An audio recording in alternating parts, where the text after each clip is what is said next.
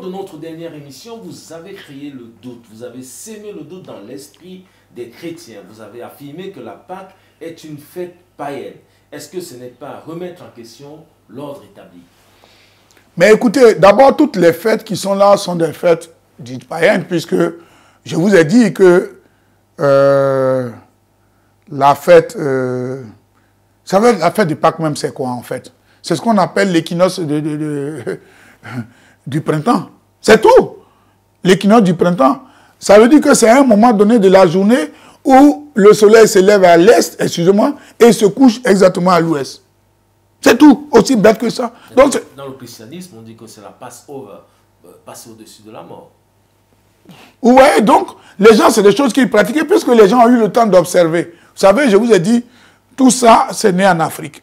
Quand ça arrive ici, les gens, à un moment donné, avec le peu de soleil, c'est d'ailleurs pour ça, je vous ai parlé tout à l'heure du 21 décembre. Le 21 décembre, le soleil meurt, en quelque sorte. Si on veut prendre la vision non pas scientifique, profane des gens, pour eux, à partir du moment où le soleil a disparu, il est mort. 3 jours après, le soleil ressuscite le 25 décembre. La même chose va arriver au mois de décembre, au mois de mars. Au mois de mars, pendant cette période, vous avez donc l'Est, c'est-à-dire que nous avons donc les deux hémisphères qui sont tournés ici vers le soleil, et pratiquement vous avez un élément, c'est-à-dire comme une forme d'harmonie de l'Est vers l'Ouest, tous les jours. Il n'y a pas de... C'est vrai, aujourd'hui on fait des calculs vraiment à des millimètres près, mais là-bas, c'est comme aujourd'hui en Afrique. Par exemple, quand vous êtes en Afrique, enfin, dans une certaine zone, dans la zone équateur, vous avez le soleil qui se lève à 6 heures et se couche à 18 heures. Donc ici, comme on n'a pas cette chance et qu'on voit que les choses bougent, on va donc allier ça à l'époque où les gens n'ont pas les formations scientifiques, on va lier ça au feu, puisque nous sommes dans le cas, ils vont commencer à avoir le culte du soleil qu'ils vont prendre sur les autres. Donc ce qui arrive, au lieu d'expliquer ça scientifiquement, comme nos parents l'ont fait dans la vallée du Nil, ils vont utiliser ça comme des cultes que les gens faisaient et ils vont donc induire les gens en erreur. C'est la même chose. Je vous ai parlé tout à l'heure de la fête dite de naissance de Jésus. Je vous ai expliqué scientifiquement, voilà. C'est la même chose. Donc, les gens, ce n'est pas quelque chose d'extraordinaire que les gens faisaient, mais on va créer. Pourquoi? Parce que le calendrier, quand on va créer l'Église catholique, quand Constantin va créer l'Église catholique, Rome, en leur temps, va utiliser un calendrier de 10 mois. Ça aussi, il faut que les gens le sachent. On va créer un calendrier de 10 mois. Le calendrier de 10 mois va commencer au mois de mars. C'est d'ailleurs pour ça que le premier mois dans le calendrier romain, ou bien qu'on appelle le calendrier julien, commence en mars. C'est pour ça qu'on dit octobre, c'est 8e mois, novembre, 9e mois, décembre, 10e mois. C'est en 1582, de l'ère chrétienne, qu'un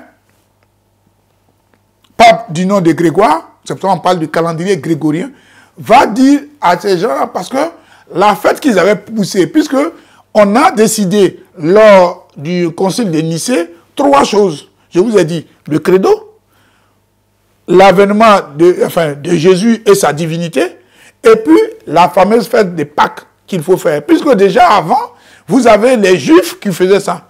Il n'était pas question d'avoir les mêmes choses avec la fête juive.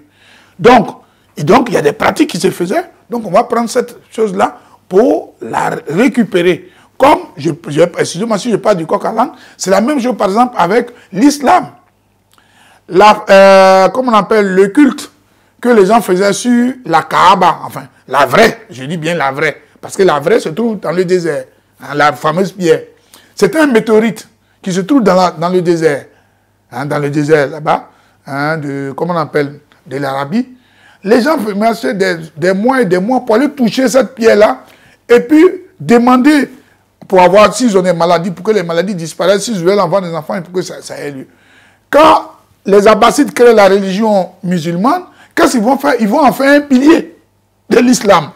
C'est la même chose quand les gens vont créer donc l'église catholique. Ils vont faire de ce moment où les populations, à un moment donné, voient, parce qu'ici en Europe, le soleil c'est comme une denrée rare. Et qu'à ce moment-là, on voit les éléments s'élever au mois de mars. C'est ça, on commence à voir le soleil commence à poindre à l'horizon. C'est pas comme maintenant où avec les mouvements des voitures et autres, il y a un petit changement climatique qui s'opère. Mais à l'époque, c'était vraiment à l'état pur. Donc en ce moment-là, au mois de mars, on voit que véritablement, il y a le soleil se lève à telle heure, se couche à telle heure, ainsi de suite. Donc les gens, pour eux, c'est un problème puisqu'on est dans un moment, c'est le problème de récolte qui va s'opérer, etc. On va donc vouer un culte en ce moment-là à ces divinités-là pour que, effectivement, l'année prochaine, que la période revienne. Quand donc on crée l'Église catholique, alors on va commencer donc au mois, on va dire que le mois de mars, d'ailleurs, c'est le mois où l'année commence. Vous voyez? Donc on met tout le monde dans les barques pour dire qu'au mois de mars, c'est l'année. Et puis, on est là, on est là, on est là, on est là, on est là, on est là. Et puis on dit, le roi dit, bon, demain commence la nouvelle année. Parce qu'on observe simplement que nous sommes dans la période du mois de, enfin, l'actuel du mois de mars. Donc, ils vont faire la même chose avec la fête de Pâques. Il n'y a rien qui a été créé de manière exceptionnelle. Tout ce que vous trouvez dans le Coran, dans la Bible, ce sont des choses qui ont existé. Vous prenez les 10 commandements, vous lisez ce qu'on appelle abusivement le livre des morts. Vous avez les 42 lois de la Mahat. Dedans, on a enlevé les 10. Il n'y a rien qui existe, qui est nouveau. Vous prenez le procès d'Oumi Fakoli, voilà un livre qu'il a écrit. Hein? L'origine négro-africaine des religions dites révélées. Voilà, on va dire que c'est un Africain. Mais ici, vous avez le procès Sarwa Anis Al-Asiaoui, je crois qu'il est égyptien, il est ancien professeur, il a écrit les origines égyptiennes du christianisme et de l'islam, résultat d'un siècle et demi d'archéologie. Comprenez que si vous regardez tout ça, il y a beaucoup de choses que vous allez voir. Donc, c'est ça, il n'y a rien de spécial. Donc, il ne faut pas que les gens soient choqués. Pour que vous soyez dans quelque chose, que ce soit dans l'islam ou dans le christianisme ou bien je ne sais pas quoi d'autre, renseignez-vous, informez-vous. Nous, on est là, toute modestie mise à part, c'est de donner des conseils. Je vous dis ce que nous on sait. Libre à vous maintenant d'aller. Parce que vous allez vous priver des choses alors qu'en réalité ce n'est pas ce qui est demandé. Parce que soi-disant, il y a des gens qui se font assassiner par des gourous qui leur font comprendre qu'ils vont aller au paradis alors que le paradis n'existe nulle part. On vous parle d'une terre promise, ça n'existe nulle part. Si vous remarquez, les guerres sont engendrées par les religions dites révélées. Vous ne verrez jamais en Afrique, pour prendre le cas de l'Afrique, la spiritualité africaine donner lieu à un conflit. Comment je ne peux pas dire à mon frère Guy, il faut aller dans ta famille, dans tes origines, pour puiser dans ta science. Moi aussi, je vais aller chez moi et puis ça va poser problème. Parce qu'il n'y a pas de prosélytisme. Il doit aller puiser la source. Un arbre ne puise pas la source de l'autre. Un arbre s'enracine. Donc, on demande à chacun de s'enraciner. Or, les autres disent non. Moi, c'est ma racine qui doit être la meilleure. Je vais vous priver, vous, hein, de racines. Je vais vous priver de la terre. Voilà les religions dites révélées. Et puis, on va prétendre aux gens, aux uns aux autres, qu'il existe un paradis. Il y a quelqu'un qui a un gros cahier qui note ses soi-disant péchés, qui, je vous le dis, c'est pas vrai. Ça n'est pas possible. Puisque tout ce qu'on dit sont des fandaises. Voilà ce qu'on devait dire. Donc, ce n'est pas pour choquer. Nous, on parle avec des preuves scientifiques. C'est-à-dire que ce que nous disons, si nous nous trompons, nous sommes trompés. Mais il y a des gens qui font des recherches. Et quand ils font des recherches, nous écoutons, nous avons ça. Et des scientifiques, quand ils le démontrent, nous ne pouvons que nous abaisser. Parce qu'à partir du moment où 2, 3, 4, 5, 6 archéologues font la même expérience, on va fouiller, on regarde. Hein? Quand vous prenez, on dit la Mecque qui n'existait pas au temps de Mahomet. Vous avez Nazareth, qui n'était pas une ville comme on l'a présenté au temps de Jésus, etc. Ça nous laisse pantois, ça nous laisse sur notre chemin pour dire, mais attends, qu'est-ce qu'on nous raconte là? Quand vous prenez, que ce soit le Coran ou la Bible, prenons par exemple le cas, parce que tous ces livres-là ont la même base. Hein? On vous dit qu'il y a eu 2 personnes, Adam et Ève, hein? Les 2 humains, qui ont eu 2 garçons. Hein, Caïn et Abel. Caïn a tué Abel. Et après, Caïn s'est marié. Mais avec qui? Sa mère. Vous voyez, on peut aller plus loin. On dit, Dieu a créé le jour. Il a créé la nuit. Et puis, c'est le 4e jour qu'il crée le soleil. Nous savons que c'est le soleil qui apporte le jour et la nuit. C'est des choses, je veux dire, basiques. Mais quand on va vouloir lire la Bible comme, ouais, Dieu va créer. Non, Dieu n'a pas créé Dieu, etc. Non, c'est pas possible.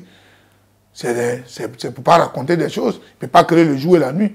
Le jour, ça dit il y a cette énergie-là qui est née et qui va donner lieu, lorsqu'en fonction de la position du soleil, du lieu où vous êtes, vous allez avoir le jour ou bien vous allez avoir la nuit. C'est au bon sens. À l'heure où nous parlons, il fait nuit ici, mais vous appelez des gens aux États-Unis, là-bas il est 14 heures.